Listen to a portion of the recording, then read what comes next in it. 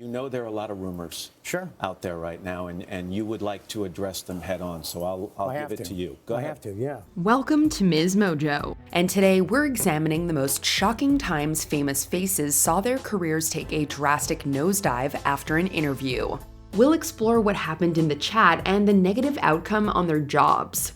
If the attackers are never found, how will you be able to heal? Rachel Zegler. You said you were bringing a modern edge to it on stage. What do you mean by that? I just mean that it's no longer 1937. It's not often that the far right and Disney fans find common ground. Unfortunately for Zegler, when they did, it was to unite against her.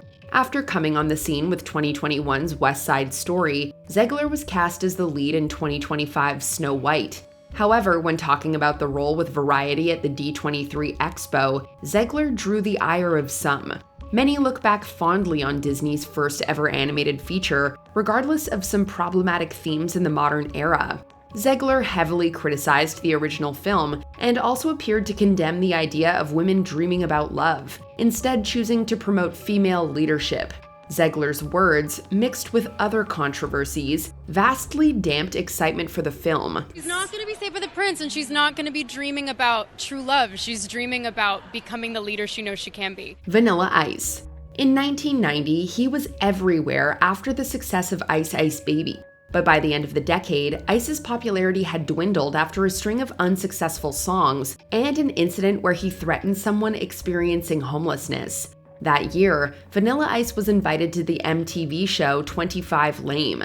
After heavily critiquing his work, Ice was asked to retire the music video for Ice Ice Baby by destroying the master tape with a baseball bat. He took one swing at it before destroying the set. At one point, it looked like Ice was going to strike Jon Stewart. The media turned on the rapper, taking shots at him for his performance and calling him washed up. Ice experienced a brief stint of popularity afterward, but soon faded back into obscurity. Can I sit over? I don't like the beanbag. I think we're getting a feeling now of how important this was. Shia LaBeouf. Name's Mutt.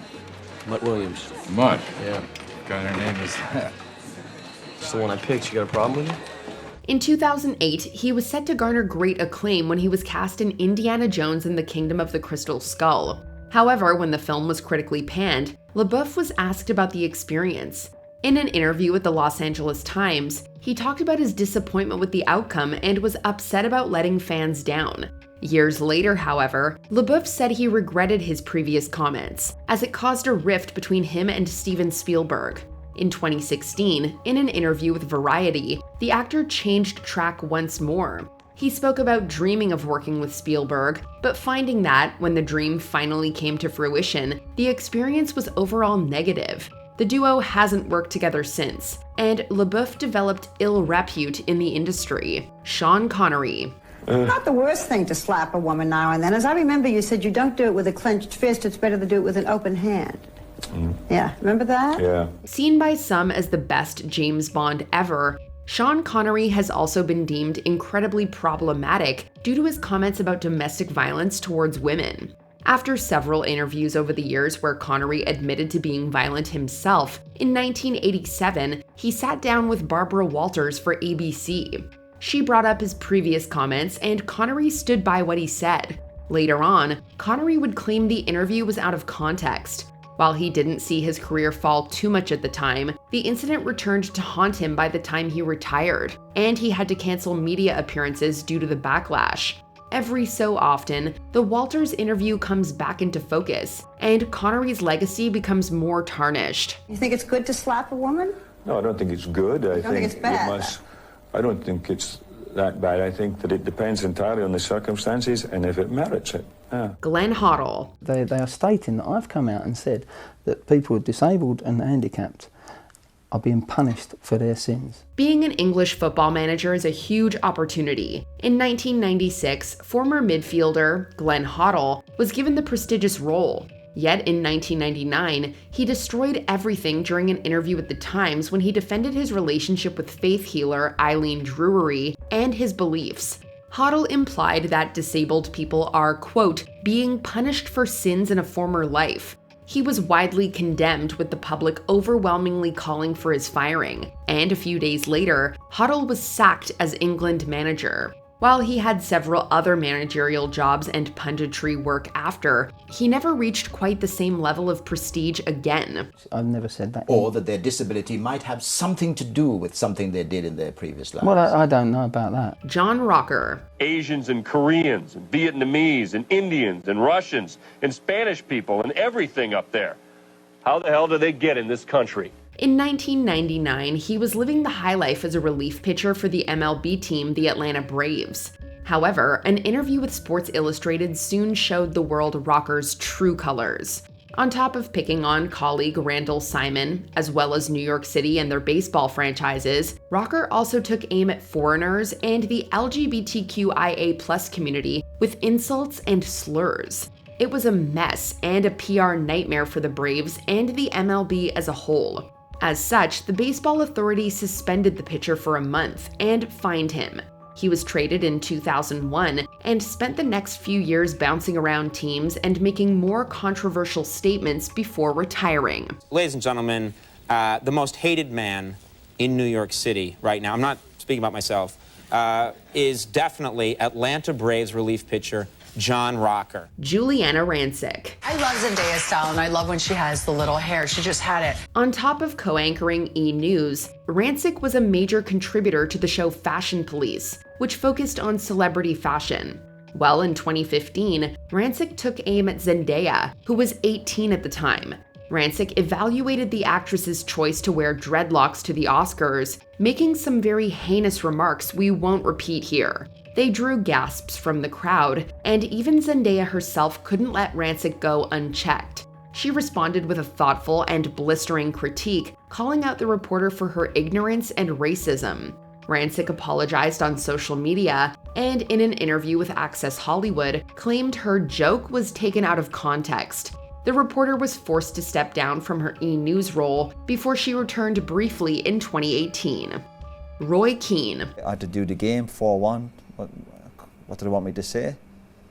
That the team played well? As captain of English footballing juggernauts, Manchester United, and after leading them to many trophies, Keane seemingly had it all. But his hot-headedness led to his downfall. After his team lost a game, Keane was interviewed by the club's channel, MUTV. He was brutal, systematically tearing his teammates' performances apart.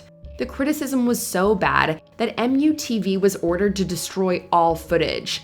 This, alongside several other incidents, led to manager Alex Ferguson agreeing to terminate Keane's contract. Keane soon joined Scotland's Celtic, but only lasted 6 months before retiring. It was a startling fall from grace for one of United's greatest captains, one which left his relationship with Ferguson in shambles. For one reason or another, he decided to go and criticise his teammates. And so most of you have not seen that video, but you couldn't release it. Sarah Palin. It's funny that a comment like that was kind of made to, reporters. Mocked? Yeah, mocked, I guess that's the word. At one point, she was a rising star in the Republican Party. So much so that John McCain selected Palin as his vice presidential candidate in the 2008 election. However, when she met Katie Couric for CBS Evening News, it all came apart. In a series of interviews released over a couple of days, Palin looked worse and worse. She stumbled over her responses, uttered some that made little sense, and seemed ignorant. For example, when she was asked what newspapers or magazines she read, the VP hopeful stated, quote, "most of them."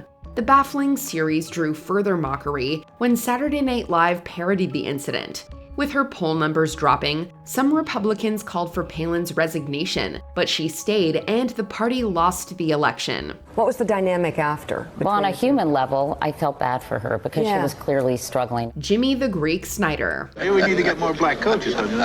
Oh, it's all right with me. Okay, well, I'm sure that they'll take over that pretty soon, too. Coming to fame as a bookmaker, Snyder joined the NFL Today in 1976 as a regular contributor who often alluded to betting.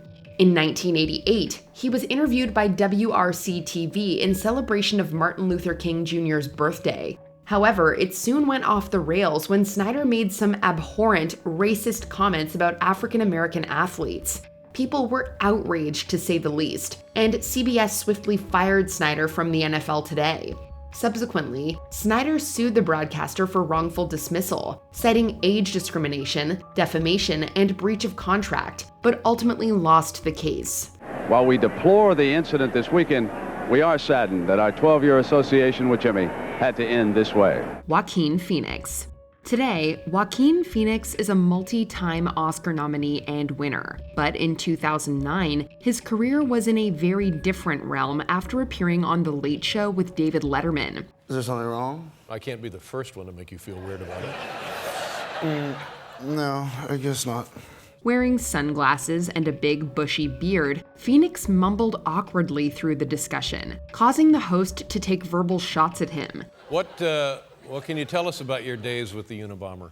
While this turned out to be a spoof for his mockumentary, I'm Still Here, the media genuinely believed Phoenix was having a breakdown, and producers stayed away from him. But you're not going to act anymore? No. Huh. Why is that? I don't know. The actor admitted in a later interview that the quality of scripts sent to entice him had vastly dropped after the stunt. It took several critically acclaimed projects to put Phoenix's career back on track. Thank you for letting me come on the show. Yes, well, we've been dying to have you back a year and a half. Belle Gibson. Are you prepared to tell the truth today? The whole truth? No little Absolutely. half truths, no gobbledygook. The truth. No, I've been really transparent. In 2013, Australian Belle Gibson was one of the hottest new wellness influencers on the market after launching her mobile app, The Whole Pantry. After releasing various cookbooks, life seemed to be going great for her. But then, Gibson told the world she had contracted several cancers, but was managing the progression with her healthy lifestyle. Now, you've just admitted that you didn't say it was at your home and it wasn't with a real doctor because you thought people would be disappointed in you. No, I believed he was a real doctor. Yet in 2015, rumors emerged that Gibson was lying about having the disease and her donations to charity. I've been openly conveying and speaking about what was my reality and what is my reality today. And will you accept that your reality does not actually match reality? With the pressure mounting, she spoke with the magazine The Australian Women's Weekly, where she admitted she'd been lying and blamed her behavior on her upbringing. This tanked her career in an instant. In 2017, Gibson was fined $410,000 for her deceptions. Despite being given a 4-month deadline, you were still alive? Yeah. Was that an indicator to you that you didn't have brain cancer? It wasn't an indicator. Alex Pettyfer. If you're a blossoming actor in Hollywood, it's not a great idea to slam the city where you make a living. But that's what England's Alex Pettyfer did in 2011. After making his name in I Am Number 4 and Stormbreaker, the actor's career appeared to be going swell. Then, Pettyfer spoke to V-Man for an article. Within it, he slated Los Angeles in an expletive-filled interview. Among many, many insults, he called the city a, quote, insidious pool and socially, quote, disgusting, slated the women living there, and described an acting career like being in prison. Yikes. This, on top of a reputation as being difficult to work with, caused Pettyfer's career to stagnate as big-budget productions looked elsewhere for talent. Tom Cruise. 2005 was a dark mark in the career of Tom Cruise. Firstly, there was his bizarre behavior on The Oprah Winfrey Show. I've never seen you like that! I've never seen that! I know! Cruise followed that by publicly criticizing Brooke Shields for admitting she used antidepressants after developing postpartum depression. The actor then went on to the Today program to speak with Matt Lauer about his opinions, and it was rough. And I'm doing the best that I can and doing it in a way that I feel is right. An erratic Cruise doubled down on his anti-psychiatry views, calling it a, quote, pseudoscience. And I know that psychiatry is is a pseudoscience. But his very patronizing approach did Cruise no favors as he combated Lauer's questions. With all the scandal, Paramount Pictures cut ties with the actor in 2006 after 14 years, but eventually that relationship recovered. Steven Spielberg also denounced Cruise's actions in 2005. However, the duo reconciled in 2023. We've never seen you behave this way before. I know. Have you ever felt this way before?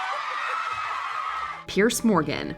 By 2014, thanks to poor ratings, Piers Morgan's reign on CNN was ending. In his final days, he interviewed comedian Chelsea Handler, and she wrecked him. Handler slated his lack of attention and called him a, quote, terrible interviewer. I mean, you can't even pay attention for 60 seconds. You're a terrible interviewer. Well, you just weren't keeping my attention. That's well, more but an issue that's for you not than my me. problem. While Morgan attempted to save face by claiming the guest had to be interesting, Handler pointed out that it was his job to do that. This is your show. You have to pay attention to the guests that you invited on your show. If they're interesting enough. Yeah, they are. Listen, it doesn't matter how interesting I am. You signed up for this job. Of course it does. Well, maybe that's why your job is coming to an end. With his US reputation in shambles, Morgan returned to the UK and joined Good Morning Britain. This is a 2-hour trash-a-thon of our royal family. But after he went off on a rant about Meghan Markle disclosing her mental health struggles, he was called out by fellow presenter Alex Beresford, causing Morgan to walk off. But yet you continue to trash her. Okay, I'm done with this. No. Sorry, no. Sorry. Do you know what? That's pathetic. You can trash me, mate, but not my No. See you later. Later, he resigned from the show and has struggled for relevance since. Absolutely diabolical behavior. Liam Neeson. This interview had social media bursting at the seams with comments for and against the Irish actor. While promoting one of his movies, Neeson opened up in an interview about the time one of his close friends was sexually assaulted by a black man. To get rid of this, and I'm not racist. This was nearly 40 years ago, but because I was brought up in, maybe I'm rabbiting on, Rob, so forgive me. I was brought up in the north of Ireland and brought up in the Troubles. He said that after finding out, he walked the streets looking for trouble, hoping to kill a black man, before realizing that what he was doing was wrong, and feeling ashamed of himself. Many branded him a racist, while others defended his honesty, including celebrities such as Trevor Noah and Whoopi Goldberg. Because I believe that Liam Neeson deserves a medal, and I'll tell you why. It may not have destroyed his career, but it certainly put a fork in the road of his likability. John Mayer. At one point, John Mayer had the reputation of a quality musician who was seemingly going to reach legendary status one day. But then he spoke to Playboy magazine in 2010 and destroyed that possibility. He is giving this interview to Playboy magazine. He wants to be provocative, and he tried a little too hard. On top of being gross about his past relationships with Jessica Simpson and Jennifer Aniston, sexually it was crazy. Mayer compared, quote, Little John to white supremacist David Duke and threw in racial slurs a couple of times. Yikes. While Mayer apologized on social media, in other interviews, and at gigs, he never reached those lofty heights again. None of his released singles have reached the top 25 on the US Billboard chart since 2010's Half of My Heart with Taylor Swift. Oh, half of my heart's got a grip on the situation. Half of my heart takes time. Chris Harrison. For 19 years, Chris Harrison was an American icon with his work on The Bachelor and its spin-off The Bachelorette, and many more. But then, in 2021, he was interviewed by Rachel Lindsay, a former Bachelorette, for Extra. This is when his career fell off. Harrison discussed the actions of alumni Rachel Kirkconnell after photos of her at college attending a plantation-themed party came out, and liked racial posts on social media. Is it a good look in 2018 or is it not a good look in 2021? It's because not there's a big good difference. look ever. It's hard to defend that, but Harrison did his best, even throwing in the term woke police and saying people shouldn't judge. Ew. The public backlash was massive. Lindsay quit the franchise due to her disgust at Harrison. He was suspended and later fired by The Bachelor. Antebellum parties are not okay. Past, present, future. Paula Deen. I'm so happy to be showing y'all my new stoneware. Specializing in Southern cooking, Paula Deen seemed like a nice and kind person during her cooking show, Paula's Best Dishes. But when a lawsuit came her way in 2013, her deposition threw that assumption in the bin when she stated she used racial slurs several times and had considered a plantation-themed wedding. Yikes. As the backlash grew, Deen was interviewed on the Today Show to discuss the controversy, and it was weird. If there's anyone out there that has never said something that they wish they could take back. Painting herself as a victim of slander, she stated she wouldn't have fired herself for the fallout. But most notable was the lack of sorry from Deen, except for referring to an apology video she'd made. Afterward, more companies cut ties with Deen as she fell into obscurity. Michael Jackson. Interviewed by Martin Bashir for a year and broadcast to the world in 2003, the documentary Living with Michael Jackson shocked viewers with a couple of massive revelations from the singer. These we bought? Yes. And these? Yes. This table? Yes. These?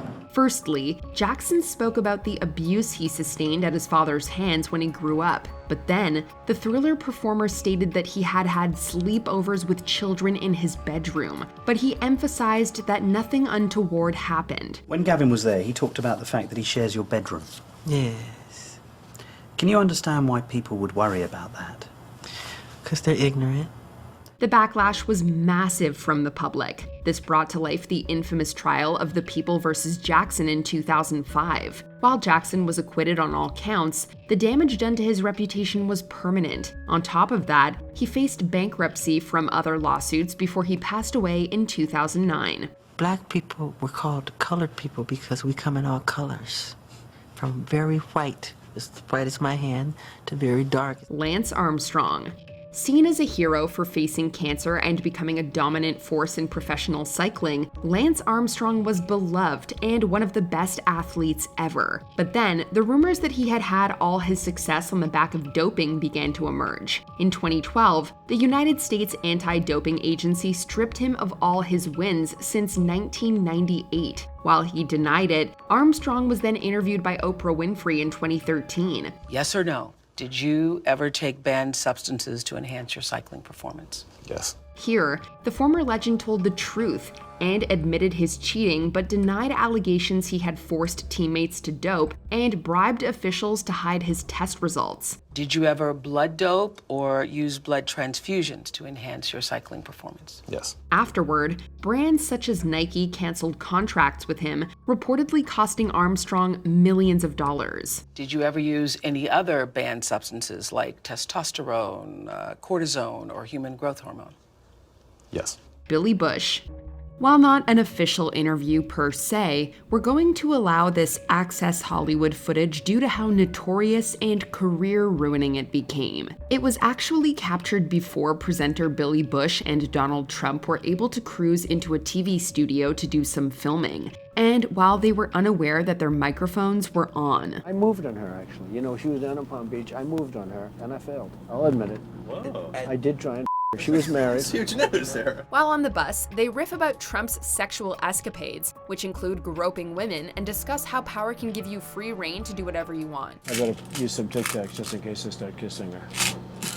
You know, I'm automatically attracted to beautiful. I just start kissing them. It's like a magnet. You just kiss. I don't even wait. And when you're a star, they let you do it. You can do anything. Whatever you want. Grab them by the. We even hear them talking about how attractive they think Days of Our Lives actress Ariane Zucker is before meeting her when they get off the bus. Bush was suspended from his job on the Today Show following a ratings drop and subsequently resigned. He's since had to repeatedly defend himself in interviews. The moment that is on that tape, I understand people's reaction. I agree. I also felt that way. 5 seconds of summer.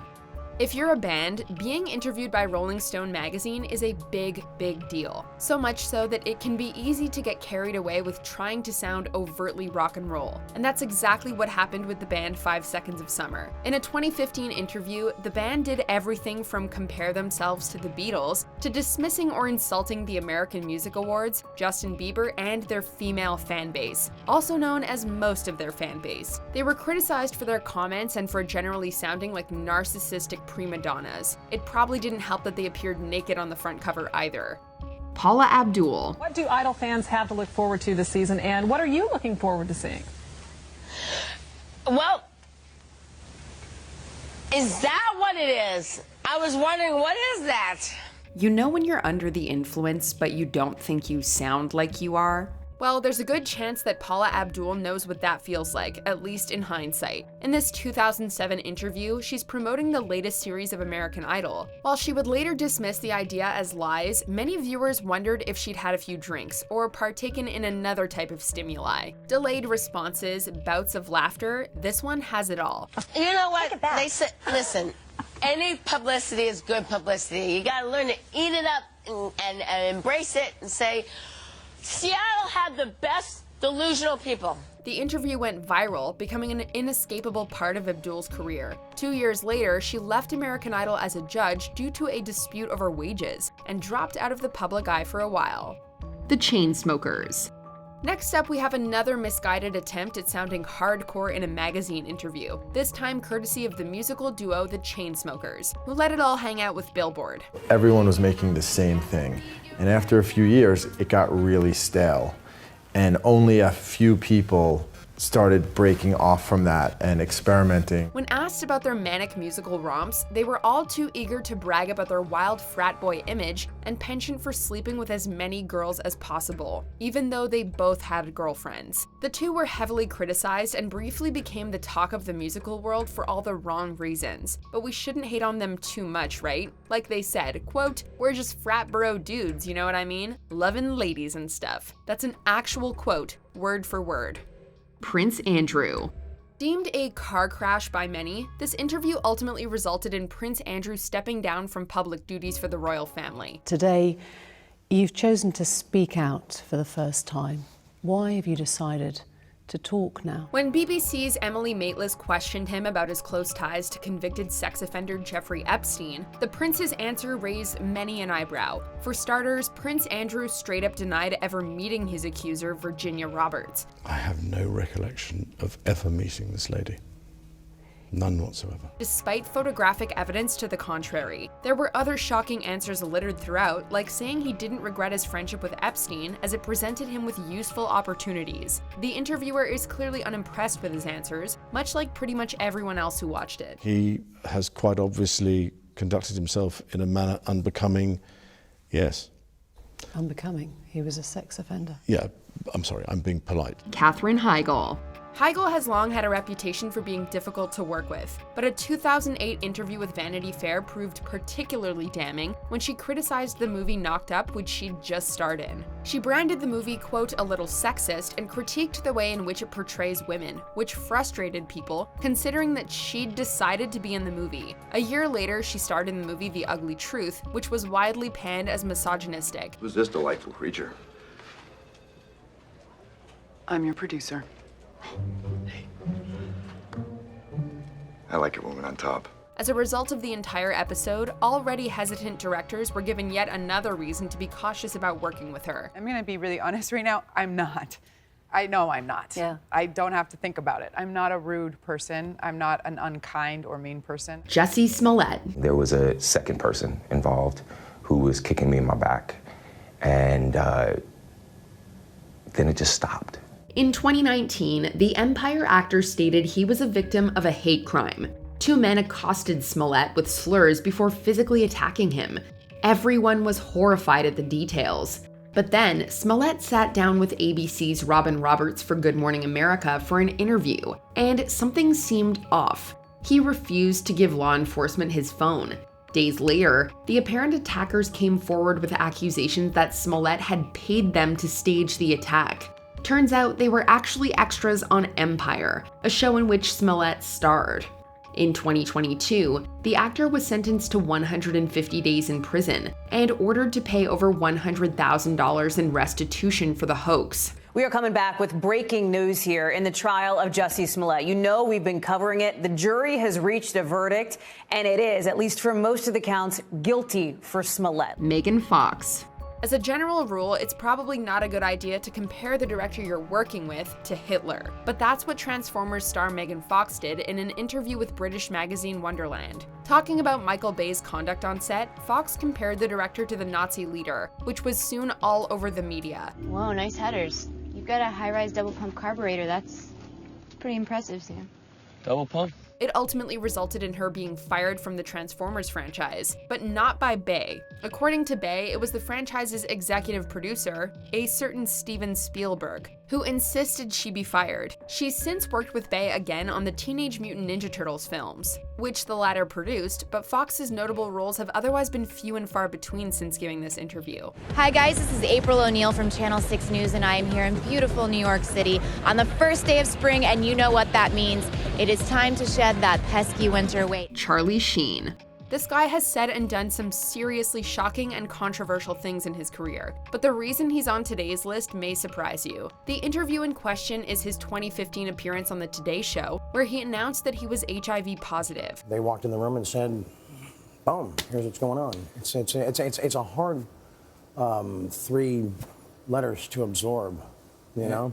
It's a turning point in one's life. While some praised his bravery, many criticized the fact that it had taken him 4 years to go public with it, stating that it could have endangered his sexual partners. Were these people that you had had sexual contact with and were claiming that you had transmitted the virus to them, or were these people who simply found out about your status and were threatening to tell the world? People also took aim at Sheen's surprisingly calm demeanor as he told of his diagnosis and battle with people blackmailing him. For some, the interview humanized Sheen more than ever before. For others, it further solidified his reputation as being reckless, particularly with the lives of others. Have you had unprotected sex on any occasion since your diagnosis?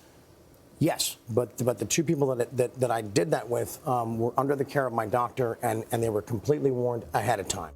Before we continue, be sure to subscribe to our channel and ring the bell to get notified about our latest videos. You have the option to be notified for occasional videos or all of them. If you're on your phone, make sure you go into your settings and switch on notifications.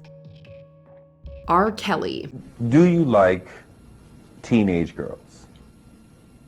When you say teenage, how are we talking?